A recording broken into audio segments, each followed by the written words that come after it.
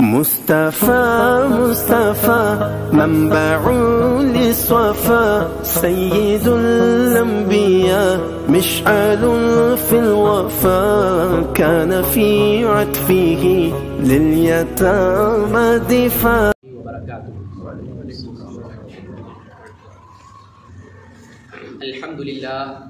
الحمد لله رب العالمين والصلاة والسلام على أشرف الأنبياء والمرسلين وعلى آله وأصحابه وذرياته وأهل بيته أجمعين.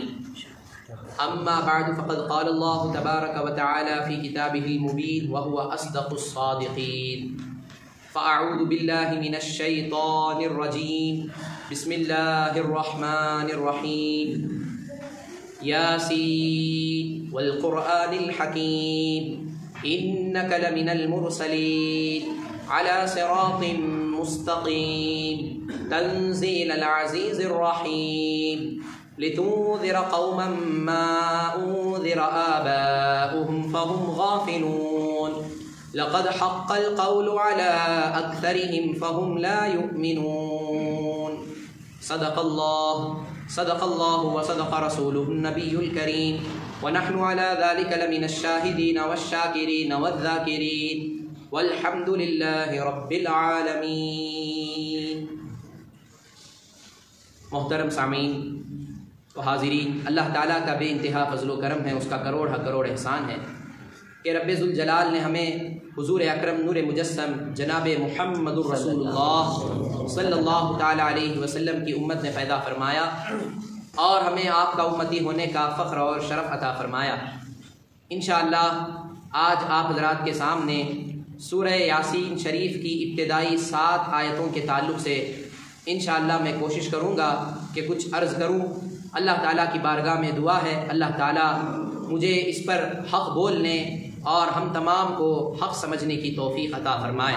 وما توفیقی الا باللہ علیہ توکلت و الیہ انیب. آئیے اس سے پہلے میں کچھ عرض کروں عقیدت اور محبت کے ساتھ بارگاہ رسالت مآب صلی اللہ علیہ وسلم میں ہدیہ درود و سلام کا نذرانہ پیش کریں. اللہم صلی علی سیدنا محمد وعلی آل سیدنا محمد وبارک وسلم صلاۃ و سلاما علیک یا رسول اللہ صلی اللہ تعالی علیہ وسلم.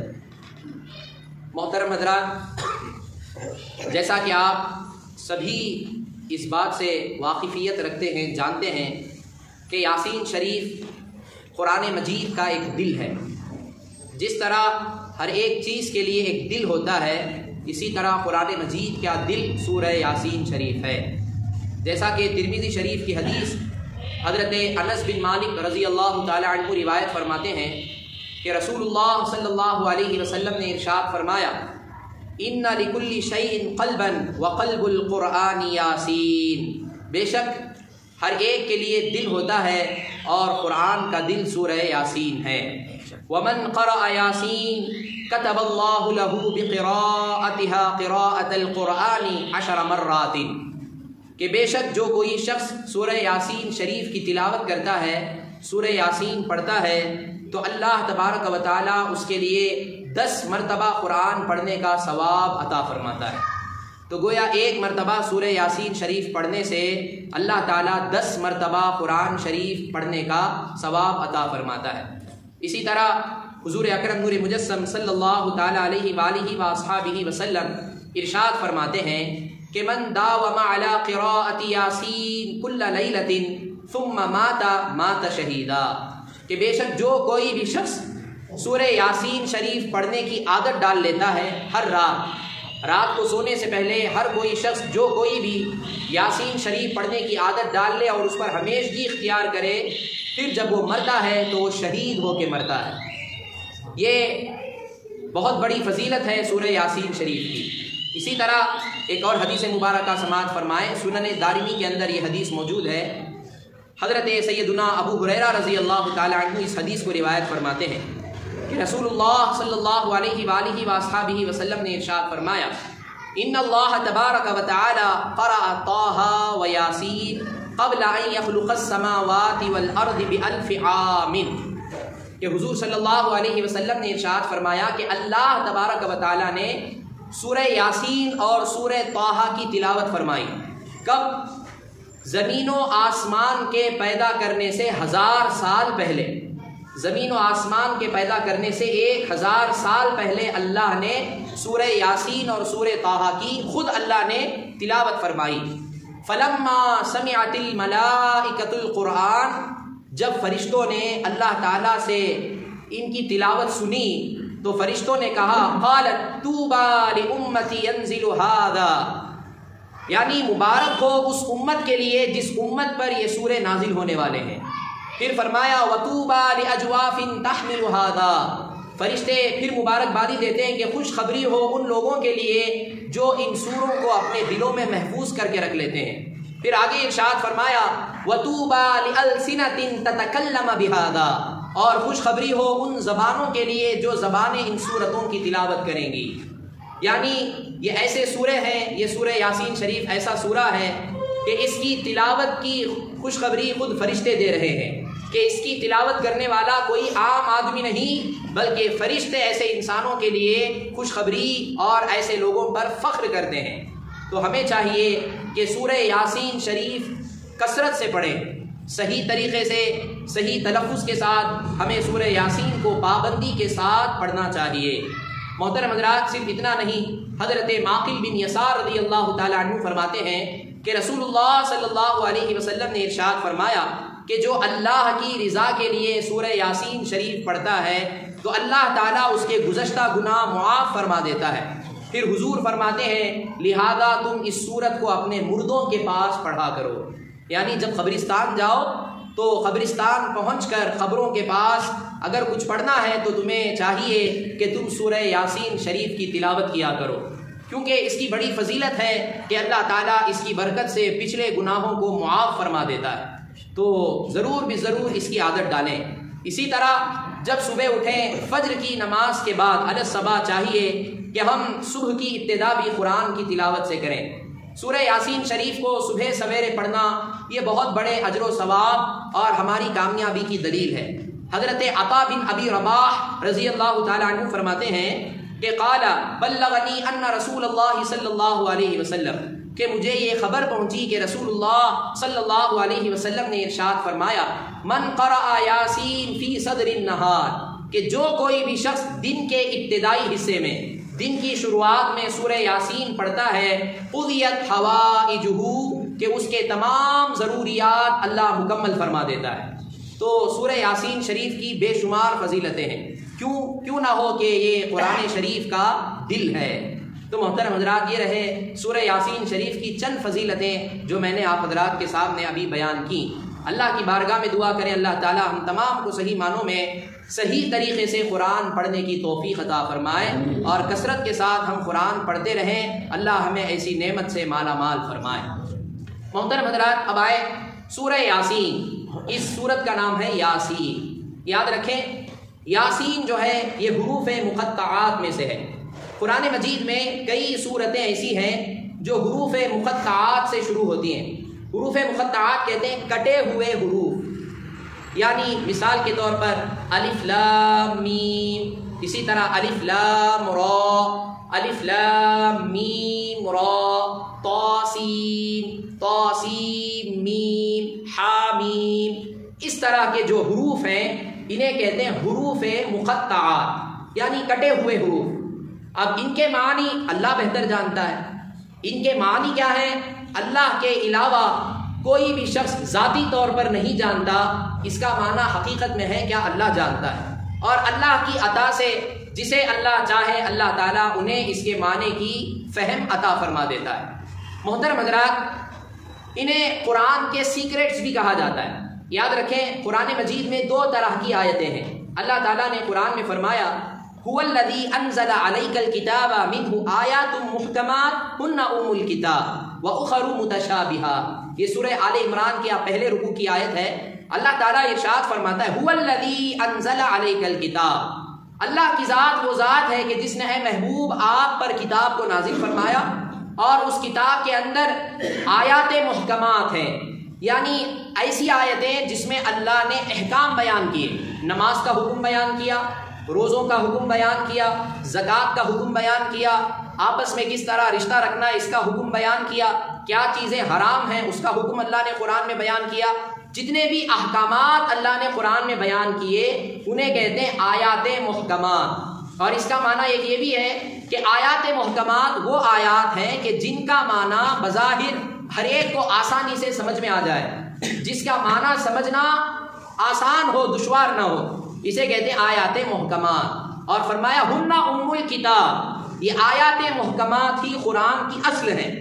قرآن کی اصل کیا ہے؟ آیات محکمات. اور اس کے علاوہ کون سی آیتیں؟ وَأُخَرُ مُتَشَابِهَاتٌ، متشابہات والی آیتیں، یعنی ایسی آیتیں جن کا معنی کما حقہ اللہ ہی جانتا ہے، اور اللہ کی عطا سے جنہیں اللہ معلوم کرانا چاہے وہ احباب اس کے معنی جانتے ہیں، لیکن اس کے علاوہ ذاتی طور پر کوئی ان کے معنی نہیں جانتا. اسے کہتے ہیں آیات متشابہات.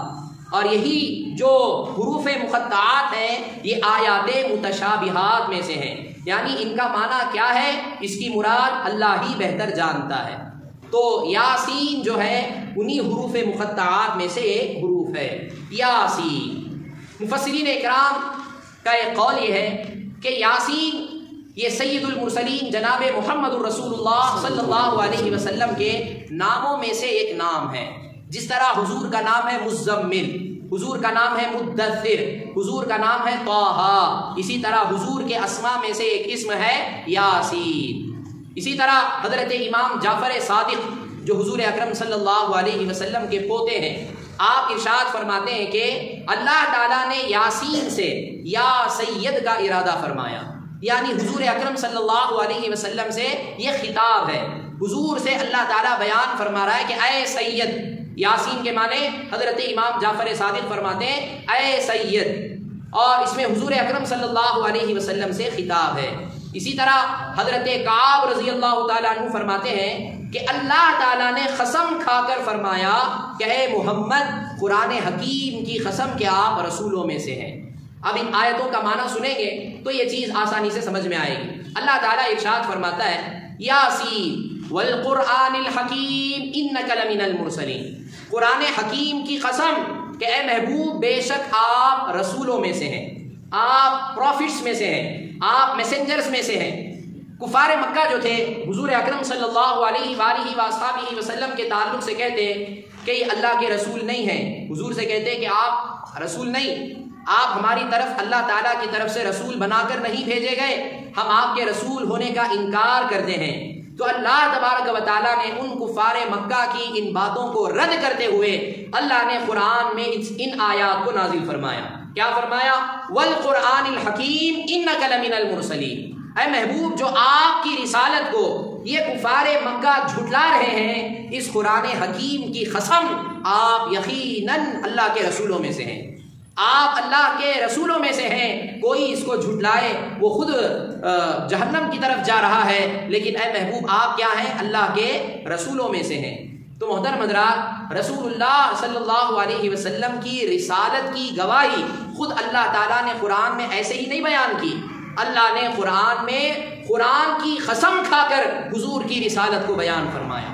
اور یہ شرف، یہ اعزاز، یہ امتیاز اور یہ خصوصیت صرف اور صرف ہمارے نبی جناب محمد الرسول اللہ صلی اللہ علیہ وسلم کو حاصل ہے. ان کے علاوہ کسی اور نبی کو یہ خصوصیت حاصل نہیں. کیسی خصوصیت؟ کہ قرآن میں حضور کی رسالت کو قرآن کی قسم کھا کر بیان کرنا.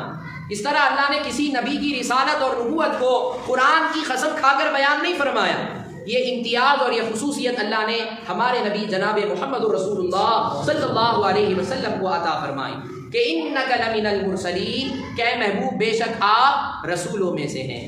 پھر اللہ تعالیٰ نے ارشاد فرمایا علی صراط مستقیم، آپ سیدھی راہ پر ہو. صراط مستقیم کہتے ہیں سیدھا راستہ، درمیانی والا راستہ. یاد رکھیں ہدایت جو ہے یہ دو معنی میں استعمال ہوتا ہے. ایک ہدایت منزل تک پہنچا دینا، اور ایک ہدایت ہے منزل کا راستہ دکھانا. عربی زبان میں اسے ہدایت کے دو معنوں کو اس طرح بیان کیا جاتا ہے اراءۃ الطریق ایصال الی المطلوب. اراءۃ الطریق یعنی جو صحیح راستہ ہے، ہدایت کا راستہ ہے، اس راستے کی نشاندہی کرنا، اس راستے کو بتانا کہ بھائی اس راستے پر تم چلو گے تو تم اپنی منزل پر پہنچ جاؤ گے، یہ ہے اراءۃ الطریق۔ اور ایک ہے ایصال الی المطلوب، یعنی ہاتھ پکڑ کر خود اس شخص کو منزل تک لے جا کر پہنچا دینا، اسے کہتے ہیں ایصال الی المطلوب۔ ہدایت کے یہ دونوں معنی ہیں، راستہ دکھانا اور منزل تک پہنچا دینا۔ اور یاد رکھیں تمام انبیاء علیہ السلام پر منزل تک پہنچا دینا یہ ان کی ذمہ داری نہیں، یہ انبیاء علیہ السلام کی ڈیوٹی نہیں کہ وہ ہر ایک کو راہ راست دکھائیں بھی اور منزل تک پہنچا دیں۔ انبیاء کی ڈیوٹی کیا؟ راہ راست کیا ہے یہ بتا دینا، یہ انبیاء علیہ السلام کی ذمہ داری تھی۔ اللہ تعالیٰ نے کیوں ارشاد فرمایا آگے والی آیتوں کے خلاصے کے ساتھ کہ حضور اکرم صلی اللہ علیہ وسلم کفار مکہ کے ایمان نہ لانے کی وجہ سے بڑے افسردہ رہتے تھے، غم زدہ رہتے تھے کہ میری اتنی تبلیغ کرنے کے باوجود بھی یہ لوگ ایمان نہیں لا رہے، یہ لوگ اتنا صحیح اور غلط واضح طور پر دیکھنے کے باوجود بھی ایمان کو قبول نہیں کر رہے، نہ اللہ کو ایک مان رہے ہیں، نہ مجھے آخری نبی مان رہے ہیں۔ اس بات کی ملامت، اس بات کا خوف، اس بات سے حضور غمزدہ رہتے تھے۔ تو اللہ تعالیٰ تسلی دیتے ہوئے ارشاد فرمایا اے محبوب یہ ذمہ داری آپ کی نہیں ہے، یہ ذمہ داری کہ آپ کی ذمہ داری کیا؟ راہ راست کیا ہے بتا دینا، راہ راست صراط مستقیم کیا ہے اس کی نشاندہی کر دینا، یہ آپ کی ذمہ داری ہے، لیکن منزل تک پہنچانا یہ آپ کے ذمے میں نہیں ہے۔ اور منزل تک پہنچانا آپ پہنچا سکتے ہیں لیکن وہ آپ کی ذمہ داری میں سے نہیں ہے، یہ بات یاد رکھیں۔ محترم حضرات، اللہ تعالیٰ یہاں فرماتا ہے محبوب آپ کیا ہیں؟ صراط مستقیم پر ہیں۔ اب دیکھیں ہم روزانہ نماز میں صراط مستقیم کی اللہ سے دعا کرتے ہیں، اہدنا الصراط المستقیم، اے اللہ ہمیں سیدھے راستے پر چلا۔ اب حضرات دیکھیے ہم یہ دعا کر رہے ہیں لیکن ہم صراط مستقیم پر ہیں یا نہیں؟ ہم یقینی طور پر کہہ تو سکتے ہیں لیکن اللہ کی بارگاہ میں واقعی ہم قابل قبول ہیں یہ ہم کہہ نہیں سکتے۔ اب اللہ تعالیٰ کی طرف سے سند دی جا رہی ہے کسے؟ حضور اکرم صلی اللہ علیہ وسلم، کہ اے محبوب آپ صراط مستقیم پر ہو۔ یعنی دیکھیں ہم میں اور حضور میں کتنا بڑا فرق ہے، ہم اللہ سے بھیک مانگ رہے ہیں کہ اے مولا ہمیں صراط مستقیم پر چلا، لیکن حضور کے تعلق سے اللہ خود سند دے رہا ہے قرآن میں، اے محبوب آپ صراط مستقیم پر ہیں۔ تو حضور کے صراط مستقیم پر ہونے کی گواہی خود اللہ دے رہا ہے۔ ہم صراط مستقیم پر ہیں اس کی گواہی اللہ نہیں دے رہا ہے، حضور اکرم صلی اللہ علیہ وسلم صراط مستقیم پر ہیں اس کی گواہی خود رب ذوالجلال نے قرآن مجید کے اس صورت میں بیان فرما دی۔ اور یاد رکھیں حضور اور صراط مستقیم کے درمیان کیسا تعلق ہے؟ حضور کیا ہے؟ صراط مستقیم پر ہیں، اور اس کے علاوہ یہ بھی یاد رکھیں حضور خود صراط مستقیم پر ہیں، جیسا کہ اللہ نے یہاں بیان فرمایا علی صراط مستقیم۔ اور اس کے علاوہ حضور صرف صراط مستقیم پر نہیں ہے بلکہ آپ صراط مستقیم پر رہتے ہوئے لوگوں کو صراط مستقیم کی دعوت بھی دیتے ہیں، جیسا کہ اللہ تعالیٰ نے قرآن مجید کے سورہ مومنون کے آیت نمبر 73 میں اللہ نے فرمایا وَإِنَّكَ لَتَدْعُوهُمْ إِلَى صِرَاطٍ مُسْتَقِيمٍ، بے شک اے محبوب تم انہیں سیدھی راہ کی طرف بلاتے ہو، یعنی آپ سیدھے راستے پر بھی ہو اور انہیں سیدھے راستے کی طرف بلاتے بھی ہو۔ صرف اتنا نہیں، پھر آگے اللہ تعالیٰ نے ارشاد فرمایا اے محبوب صلی اللہ علیہ وسلم آپ صراط مستقیم پر ہیں، صراط مستقیم کی طرف بلاتے بھی ہیں اور صراط مستقیم کی طرف رہنمائی بھی کرتے ہیں، جیسا کہ اللہ نے سورہ شورا آیت نمبر 52 میں اللہ نے بیان فرمایا وَإِنَّكَ لَتَهْدِي إِلَى صِرَاطٍ مُسْتَقِيمٍ، بے شک اے محبوب تم سیدھے راستے کی طرف رہنمائی بھی کرتے ہو۔ صرف اتنا نہیں کہ آپ صراط مستقیم پر ہیں، صرف اتنا نہیں آپ صراط مستقیم پر ہیں بھی اور صراط مستقیم کی طرف آپ بلاتے بھی ہیں اور لوگوں کو آپ صراط مستقیم کی طرف رہنمائی بھی کرتے ہیں۔ صرف اتنا نہیں، اللہ تعالیٰ نے آگے اور ارشاد فرمایا، اللہ تعالیٰ ارشاد فرماتا ہے سورہ مائدہ کے اندر یہدی بہ اللہ من اتبع رضوانہ سبل السلام ویخرجہم من الظلمات الی النور، کہ اللہ تعالیٰ اس کے ذریعے اسے سلامتی کے راستوں کی ہدایت دیتا ہے، یعنی جسے بھی دنیا میں صراط مستقیم کی ہدایت ملتی ہے، اور یہ ہدایت اللہ ہی دیتا ہے۔ ہدایت کون دیتا ہے؟ اللہ ہی دیتا ہے، صراط مستقیم کی ہدایت اللہ ہی دیتا ہے، لیکن اس آیت میں اللہ نے بیان فرمایا کہ یقیناً صراط مستقیم کی ہدایت میں ہی دیتا ہوں، لیکن اے محبوب آپ کے ذریعے سے میں صراط مستقیم کی ہدایت دیتا ہوں۔ یہدی بہ اللہ، یعنی اللہ یہاں یہدی اللہ نہیں فرمایا کہ اللہ ہدایت دیتا ہے، اللہ نے فرمایا یہدی بہ اللہ، اے محبوب آپ کے ذریعے سے اللہ ہدایت دیتا ہے۔ گویا یقیناً ہر چیز ہمیں دین کی ملی اللہ ہی سے ملی ہے، حضور کے ذریعے سے ملی۔ قرآن ملا اللہ کا کلام، حضور کے ذریعے سے ہم تک پہنچا۔ نماز، روزہ، حج، زکوٰۃ، یہ تمام احکام، جنت و دوزخ کے تعلق سے ہم علم رکھتے ہیں، یہ تمام چیزیں، یہاں تک کہ اللہ کی الوہیت کو ہم مان رہے ہیں، اللہ کے معبود برحق ہونے پر ہم ایمان رکھتے ہیں، یہ بھی حضور کے ذریعے ہی سے ہم تک ایمان پہنچا ہے۔ تو حضور کے ذریعے کے بغیر اللہ کسی کو صراط مستقیم عطا نہیں فرماتا۔ تو علی صراط مستقیم کہ اے محبوب صلی اللہ علیہ وسلم آپ کہاں ہیں؟ صراط مستقیم پر ہیں۔ جب یہ بات معلوم ہوئی تو یاد رکھیں ان آیتوں سے ہمیں دو باتیں معلوم ہوئی۔ سب سے پہلی بات جو میں نے درمیانی باتوں میں عرض کی کہ اللہ کی بارگاہ میں حضور اکرم صلی اللہ علیہ وسلم کا مقام اتنا بلند و بالا ہے کہ کفار کی طرف سے آپ پر ہونے والے اعتراضات کا جواب خود اللہ ارشاد فرما رہا ہے۔ یہ حضور کی کتنی بڑی شان ہے۔ پھر دوسری بات یہ معلوم ہوئی کہ اللہ کی بارگاہ میں حضور عظمت کے ایسے اعلیٰ مقام پر فائز ہیں کہ اللہ تعالیٰ آپ کے رسالت پر اپنے مقدس کلام میں اپنے مقدس کلام کی قسم ارشاد فرما کر آپ کی رسالت کی بات بیان فرما رہا ہے۔ تو یہ عظمت اللہ نے صرف اور صرف ہمارے نبی کو عطا فرمائی۔ تو محترم حضرات، یہ ہے علی صراط مستقیم کہ محبوب آپ صراط مستقیم پر ہیں۔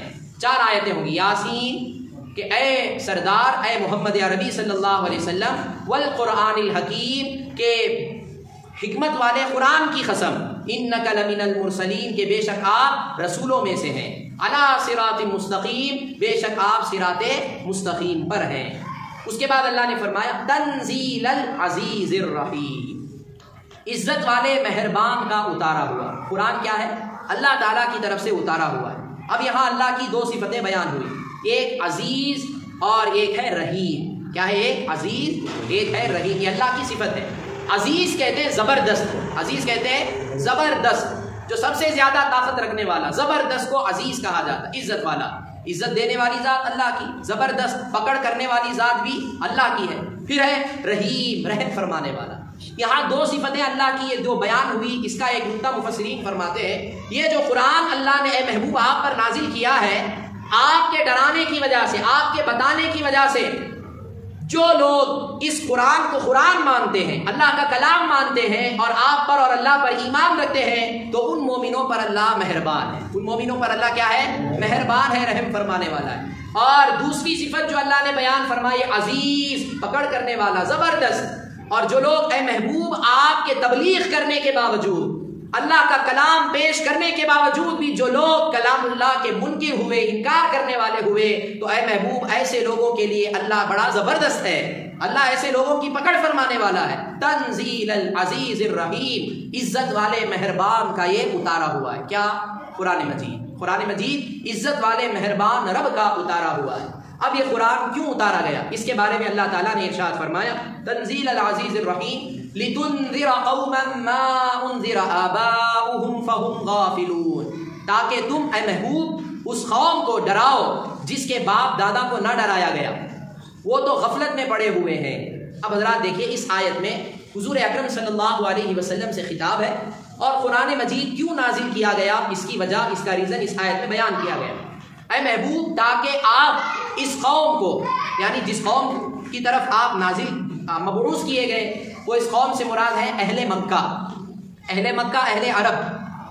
ویسے تو حضور اکرم صلی اللہ علیہ وسلم ساری کائنات کے لیے مبعوث کیے گئے، یہاں بالخصوص اس لیے یہ فرمایا گیا کہ اہل عرب میں حضور اکرم صلی اللہ علیہ وسلم سے پہلے کوئی نبی مبعوث نہیں کیا گیا سوائے حضرت اسماعیل علیہ السلام۔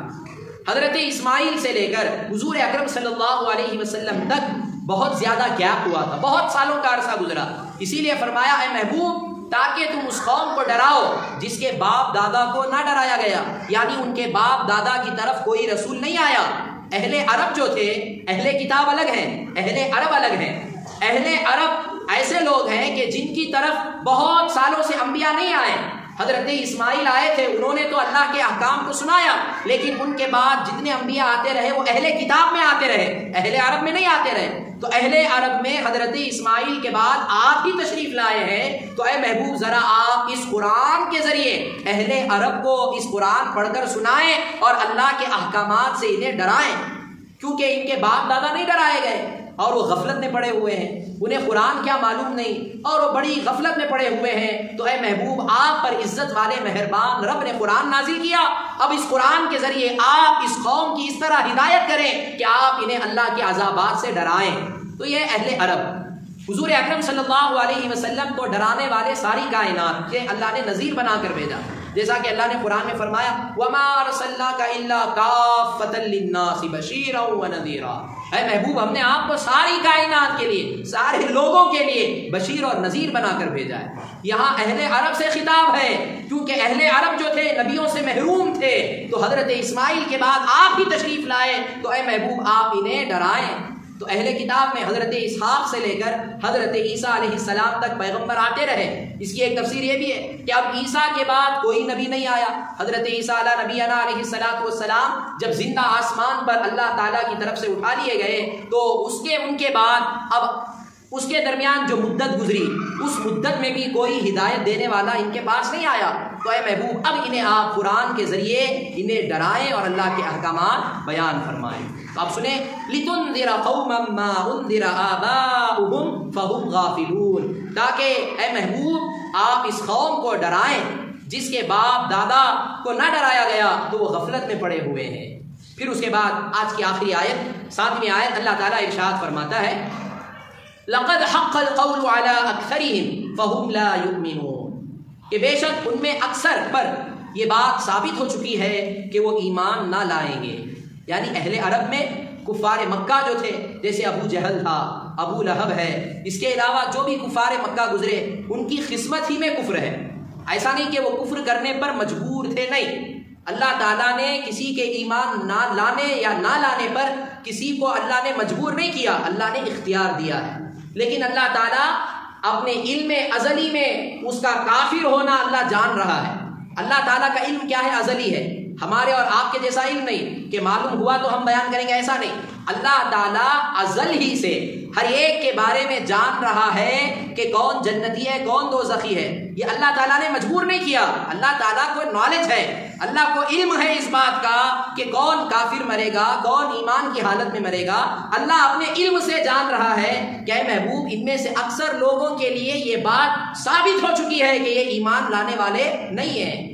آپ انہیں کتنا بھی ڈرائیں، آپ ان کے پاس کتنا بھی قرآن پڑھ کے سنائیں، اللہ کی وحدانیت پر کتنی بھی آپ پروف، کتنی بھی دلیلیں پیش کریں، یہ ان کے لیے بیکار ہے، کیونکہ یہ سننے والے نہیں، کیونکہ ان کی قسمت ہی میں کفر ہے، یہ ایمان لانے والے نہیں ہیں۔ تو اسی لیے اللہ نے فرمایا لَقَدْ حَقَّ الْقَوْلُ عَلَىٰ أَكْثَرِهِمْ فَهُمْ لَا يُؤْمِنُونَ، کہ بے شک ان میں اکثر پر یہ بات ثابت ہو چکی ہے کہ یہ ایمان لانے والے نہیں ہیں۔ محترم حضرات، اس آیت کا خلاصہ یہ ہے کہ کفار مکہ میں سے اکثر یہ اللہ کے عذاب ان پر واجب ہو چکا ہے، کیونکہ اللہ تعالیٰ اپنے علم ازلی سے جانتا ہے کہ لوگ اپنے اختیار سے کفر اور انکار پر اصرار کریں گے اور کفر کی حالت ہی میں وہ مریں گے۔ اور پھر اس کے بعد اے محبوب یہ لوگ آپ کے ڈرانے کے باوجود بھی ایمان نہیں لاتے ہیں، تو آپ رنجیدہ نہ ہوں، آپ افسردہ نہ ہوں، آپ غمزدہ نہ ہوں۔ یہ لوگ ایمان لائیں یا نہ لائیں، یہ تو ایمان لانے والے نہیں ہیں، تو کیونکہ ان پر یہ بات ثابت ہو چکی ہے کہ یہ اپنے اختیار کی وجہ سے ایمان کی حالت میں نہیں بلکہ کفر ہی کی حالت میں مریں گے۔ تو محترم حضرات، یہ آیتیں یہاں تک تھیں، 7 آیتیں سورہ یاسین شریف کی آج الحمدللہ مختصر انداز میں نے بیان کی۔ تو سورہ یاسین جو ہے یہ قرآن کا دل ہے۔ اب یہاں سے حضور اکرم صلی اللہ علیہ وسلم سے خطاب ہے۔ اب انشاءاللہ آئندہ صحبت میں وہ کفار جن کی قسمت ہی میں کفر تھا، جیسے ابو جہل تھا، ابو لہب تھا، ان کا ذکر ابھی آگے آئے گا انشاءاللہ آئندہ صحبت میں آپ حضرات کے سامنے عرض کروں گا۔ اللہ تعالی ہم تمام کو صحیح معنوں میں قرآن مجید کو سمجھنے کی توفیق عطا فرمائے۔ اللہ سبحانہ و تعالی قرآن سمجھنا ہم تمام کے لیے آسان بنا دے۔ اللہ تعالی علم حاصل کرنا ہمارے سینوں کو اللہ تعالی اس کے لیے کشادہ فرمائے اور روشن اور تابناک فرمائے۔ آمین وآخر دعوانا ان الحمدللہ رب العالمین۔ درود پاک پڑھیں۔ اللہ